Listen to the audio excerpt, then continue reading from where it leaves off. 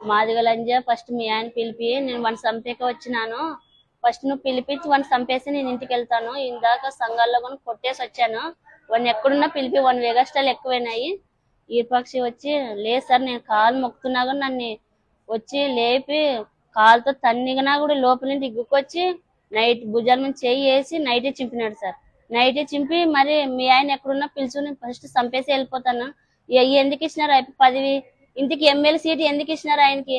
వాళ్ళ ఇంట్లో లేడీస్ అనేది ఉండరా? వాళ్ళ ఇంట్లో ఉంటారు కదా ఆడపిల్ల అనేది, తల్లిదండ్రులని ఉంటారు కదా. అట్లప్పుడు ఆడపిల్లని ఎట్లా లోపల వచ్చి నైట్ చింపే అంత అవసరం ఏముంది? బయట చూసుకోవాలి, అబ్బాయిలు బయట చూసుకోవాలి, బయట ఎవరు చేయాలా.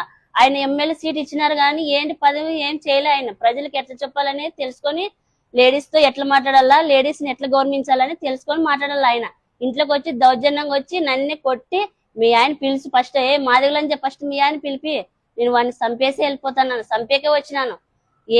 ఏం జరిగినా ఆయనే మా కారణం. వీరపాక్షే తన వీరపాక్షి తన కొడుకు తమ్ముడు వచ్చినారు.